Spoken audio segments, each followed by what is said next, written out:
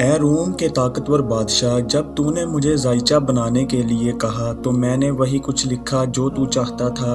میں نے تجھے خوش فہمی میں مبتلا رکھا اور یہی مژدہ سناتا رہا کہ تو انسان نہیں دیوتا ہے اور تیرے سامنے کوئی نہیں ٹھہر سکتا۔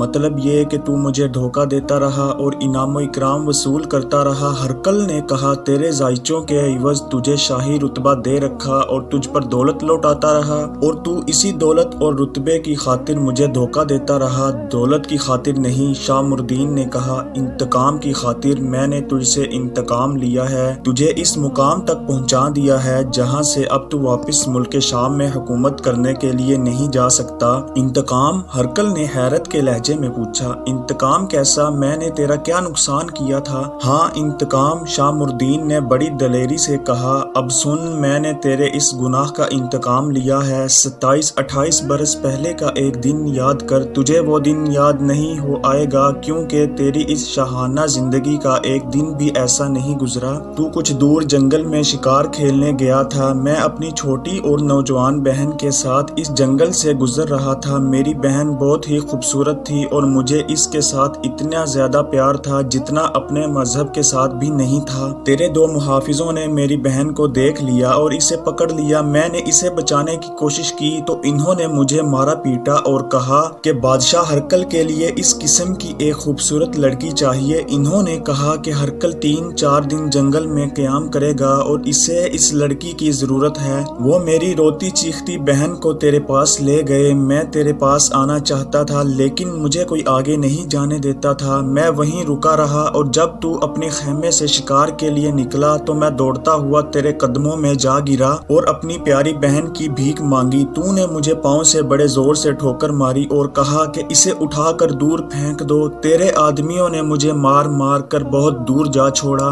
میں پھر بھی وہیں بیٹھا رہا۔ 3-4 دن وہیں بھوکے پیاسے گزار دیے اور جب تو شکار سے واپس چلا گیا تو میں اس جگہ گیا جہاں تیرے خیمے لگے ہوئے تھے۔ وہاں میری بہن کی برہنہ لاش پڑی ہوئی تھی۔ میں جانتا تھا کہ تو نے اور تیرے ہمراہیوں نے میری بہن کے ساتھ کیا سلوک کیا ہے۔ میں نے اسی وقت عہد کر لیا تھا کہ ہرقل سے انتقام لوں گا۔ میرا باپ علم نجوم اور علم جوتش کی سوجھ بوجھ رکھتا تھا اور وہ لوگوں سے پیسے لے کر زائچے بھی بناتا تھا۔ اس نے یہ فن مجھے بھی سکھا دیا تھا لیکن میں نے اس میں دلچسپی نہ لی اور پھر میرا باپ اپنی بیٹی کا صدمہ لیے دنیا سے رخصت ہو گیا۔ میں ہر وقت اس سوچ میں گم رہنے لگا کہ تجھ سے انتقام کس طرح لوں۔ ایک طریقہ میرے دماغ میں آ گیا۔ لوگ میرے باپ کی کرامت کی وجہ سے مجھے بھی عزت کی نگاہوں سے دیکھتے تھے۔ میں نے اپنے متعلق مشہور کر دیا کہ میں باپ کی گدی پر بیٹھ گیا ہوں اور جوتش اور نجوم کا کام شروع کر دیا۔ میں نے باپ والا علم تو نہ سیکھا، اس کی جگہ کچھ فریب کاریاں اور شعبدہ بازی سیکھ لی۔ میری شہرت پھیلتی گئی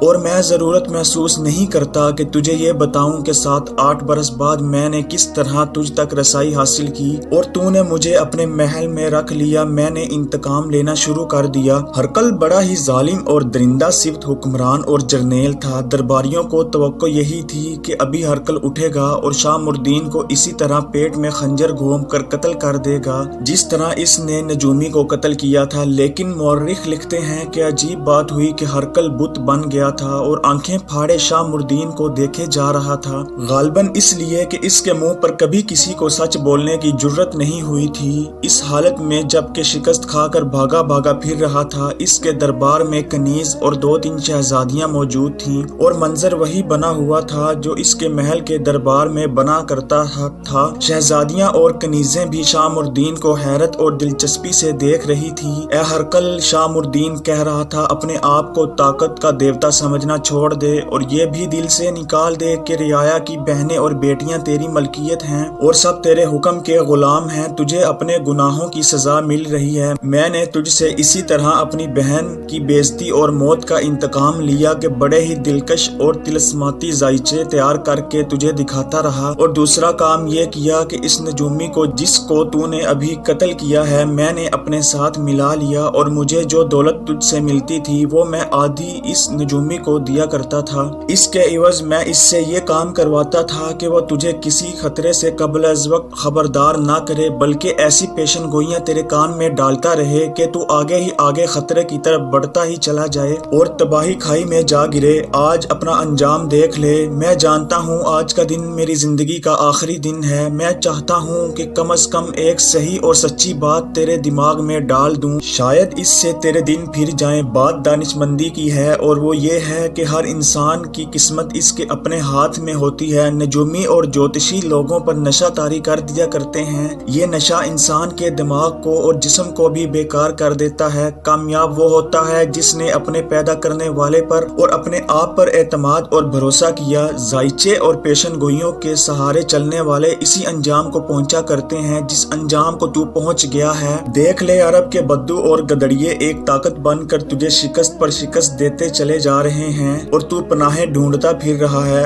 اٹھ اور مجھے اپنے ہاتھوں قتل کر دے۔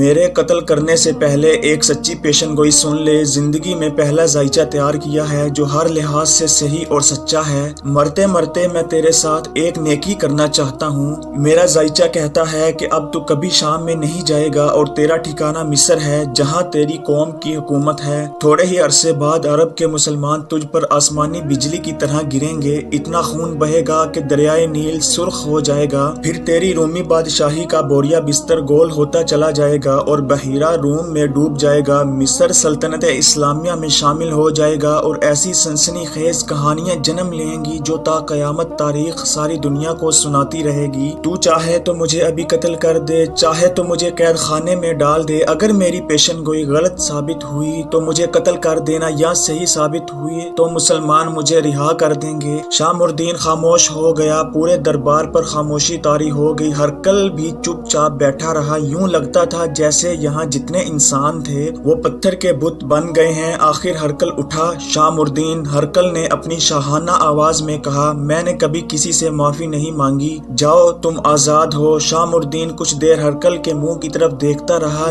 جیسے اسے اپنے کانوں پر یقین نہ آیا ہو۔ ہرقل نے ایک بار پھر کہا، چلے جاؤ۔ شامردین الٹے قدم چلتا دربار سے نکل گیا۔ تاریخ کے مطالعے سے پتہ چلتا ہے جیسے اس وقت ہرقل کا دماغی توازن بگڑ گیا تھا اور ذہنی طور پر وہ نارمل لگتا ہی نہیں تھا۔ اس نے ایک اور عجیب حرکت کی کہ اپنے محافظ دستوں کے کمانڈر کو بلایا اور اس کے کان میں کچھ کہا۔ کمانڈر دوڑتا ہوا باہر نکل گیا۔ ہرقل نے مختلف حاکموں کو باری باری احکام دینے شروع کر دیے۔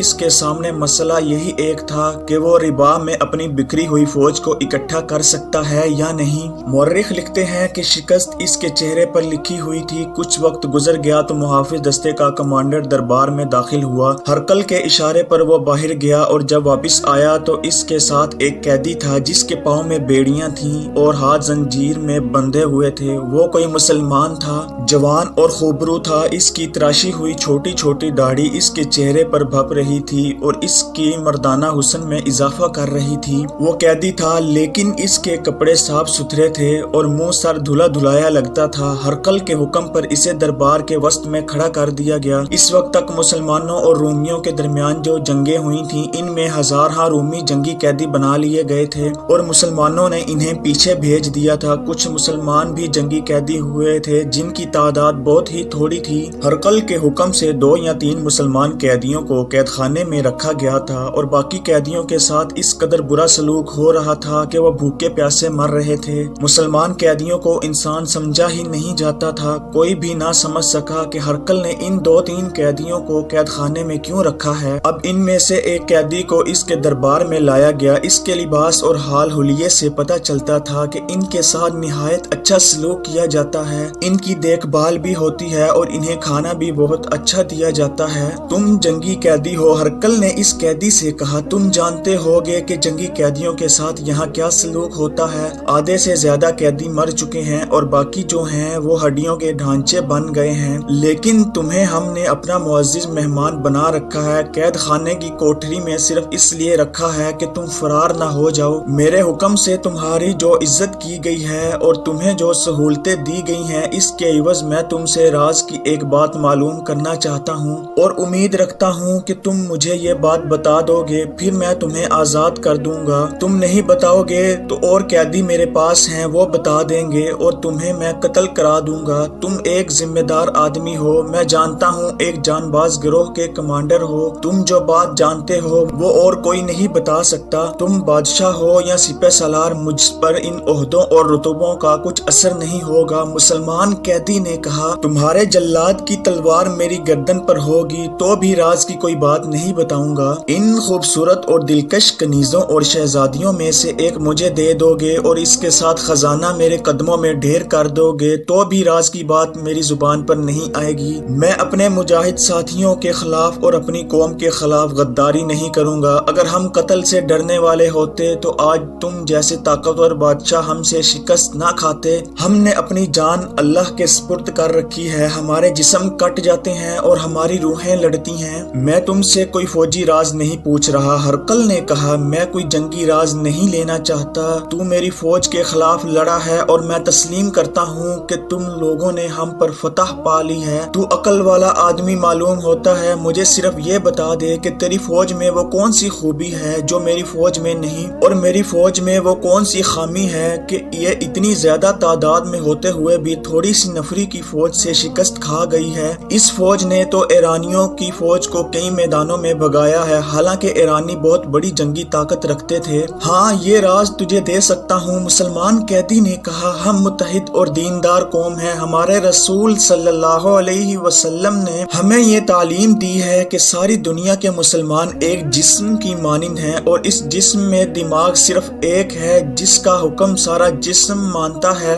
अगर तूने हमें कभी नमाज पढ़ते देखा हो तो इसी से समझ जाएगा कि हम अल्लाह के हुजूर झुकते हैं और सजदा करते हैं तो भी एक जिस्म की मानिंद करते हैं। हम एक इमाम के पीछे नमाज पढ़ते हैं। तू शायद नहीं जानता कि मैदान जंग में हमारा सिपह सालार इमामत के फराइज सर अंजाम देता है। फिर हमारी ये खूबी है कि हम लोग जिंदगी से कम और मौत से ज्यादा मोहब्बत करते हैं और तकब्बुर और गरूर के बजाय हम इज्जो इनकसारी को पसंद करते हैं। हमारी तंजीम ऐसी है जैसी तेरी फौज में है। सिपह सालार है, इसके मातहत सालार हैं, इसके मातहत कमांडर हैं और इसी तरह छोटे छोटे ओहदे भी हैं। लेकिन हम जब इकट्ठा बैठते हैं तो हम में कोई हाकिम और कोई महकूम नहीं होता। इस वक्त हमारे रुतबे खत्म हो जाते हैं। हमारे यहाँ कोई बादशाह नहीं और कोई रियाया नहीं। हमें कोई कत्ल की धमकी दे या दौलत का लालच दे, हम सबसे पहले अल्लाह की तरफ देखते हैं और इसकी जात के अहकाम की तामील करते हैं। तूने अपनी फौज की खामियां पूछी हैं। तेरी फौज की सबसे बड़ी खामी तेरा वजूद है। अगर तू अपने दिमाग से हुक्मरानी का गरूर निकाल दे और जहनीत के लिहाज से अपने आप को सिपाही समझने लगे तो देख तेरी कौम और तेरी फौज में वही ताकत पैदा होती है या नहीं जो हम में है। हम अल्लाह की खुशनुदी के लिए लड़ते हैं और तेरी फौज तेरी खुशनुदी के लिए लड़ती है। तू पीछे हट गया तो तेरी सारी फौज तितर बितर हो गई। हमारा अल्लाह पीछे नहीं हटा करता, हम इसके नाम पर बढ़ते ही चले जाते हैं। हम में जो शहीद हो जाते हैं इनकी जगह और मुजाहिदीन आ जाते हैं। हमारा सिपाही अगर मैदान जंग में अकेला रह जाएगा तो अपना सालार खुद बन जाएगा और अपने आप को ये हुक्म कभी नहीं देगा कि तुम अकेले हो इसलिए भाग जाओ। ये मुसलमान कैदी इस किस्म की बातें करता रहा। हरकल ने इन बातों के बाद इससे फिर फौजी राज मालूम करने की कोशिश शुरू कर दी और ये भी पूछा कि तुम्हारे सिपह सालार का अगला प्लान क्या है। इस कैदी ने ऐसे किसी भी सवाल का जवाब देने से इनकार कर दिया। इसका मतलब ये है कि तुम अभी कैद में पड़े रहना चाहते हो। हरकल ने कहा, जब तक मेरे इन सवालों का जवाब नहीं दोगे तो कैद में ही पड़े रहोगे और तुम्हारे साथ वही सलूक होने लगेगा जो हम दुश्मन के जंगी कैदियों के साथ किया करते हैं। हरकल ने हुक्म दिया, अभी इसे कोठरी में रहने दो, 2 रोज बाद इसे फिर पेश करना। कैदी को दरबार से ले गए। अगली सुबह हरकल की एक जवान सा शहजादी घोड़े पर सवार कैद खाने में आई। कैद खाने के हाकिम को पता चला तो वो दौड़ता हुआ बाहर निकला और शहजादी के आगे झुक गया। वहाँ तो सारे खानदान के हर फर्द का हुक्म चलता था। ये तो शहजादी थी, शहजादियों का तो और ही ज्यादा एहतराम किया जाता था। वहाँ एक नहीं कई शहजादियाँ थी। इस शहजादी ने इस मुसलमान कैदी का नाम लिया और कहा कि वो इसे अपने साथ ले जाने आई है और इसे हरकल के दरबार में पेश करना है। अगर कोई और कैदी होता तो हाकिम ये जरूर सोचता कि एक कैदी को हरकल के दरबार में पेश करने के लिए एक शहजादी क्यों आई है, लेकिन इस हाकिम को मालूम था कि इस मुसलमान कैदी के साथ इम्तियाजी सलूक हो रहा है और ये बराए नाम कैदी है। एक रोज पहले इसे हरकल के दरबार में ले गए थे। हाकिम ने कुछ पूछने की जरूरत न समझी कि शहजादी इस कैदी को साथ ले जाने क्यों आई है।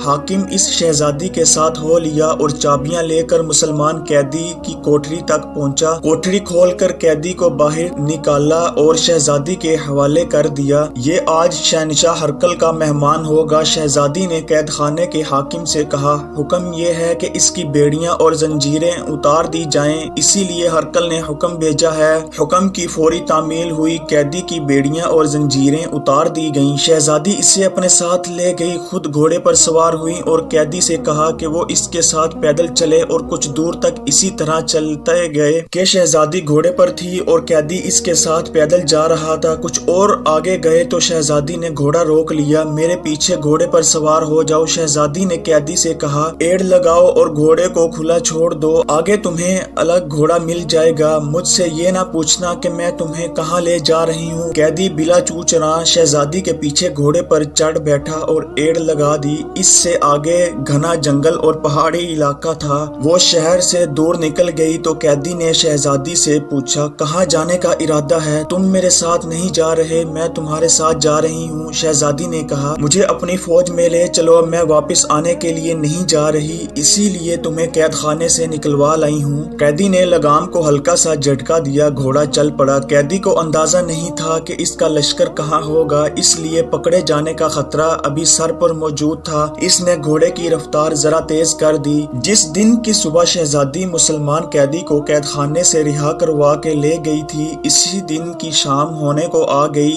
اس شہزادی کا نام شارینا تھا۔ وہ کسی معمولی سے گھرانے کی لڑکی نہیں تھی کہ گھنٹے ڈیڑھ گھنٹے بعد ہی گھر والے پریشان ہونے لگتے کہ لڑکی گھر سے نکلی تھی اور ابھی تک نہیں آئی۔ وہ شہزادی تھی اور ماں کو معلوم تھا کہ وہ گھوڑے پر گئی ہے، اس لیے کچھ وقت لگا کر ہی آئے گی، لیکن پورا دن گزر گیا تھا۔ شارینا وہاں اکیلی لڑکی تو نہیں تھی، وہ شاہی محل تھا جس میں اس جیسی کئی لڑکیاں تھیں۔ ان میں کچھ داشتائیں تھیں اور کچھ بیویاں۔ ایک لڑکی کا ذرا زیادہ وقت کے لیے ادھر ادھر ہو جانا کوئی پریشان کن واقعہ نہیں سمجھا جاتا تھا۔ ماں نے دن کے دوران تو اپنی بیٹی کی غیر حاضری محسوس ہی نہیں کی۔ محسوس نہ کرنے کی وجہ یہ تھی کہ ان دنوں محل کے اندر کے ماحول میں بے تحاشا کھنچاؤ پایا جاتا تھا۔ ہرقل بھاگا بھاگا پھر رہا تھا اور اس کی افواج شکست خوردی کے عالم میں بکھر گئی تھیں۔ ہرقل فرعون قسم کا بادشاہ تھا، اپنی شکست پر وہ غصے سے باولا ہو گیا تھا۔ اس کی بیویاں اور داشتائیں اور محل میں رہنے والی دوسرے لوگ چھپتے پھرتے تھے کہ ہرقل غصے میں آ کر کسی کو ذرا سی بات پر قتل کر دے گا۔ کسی کے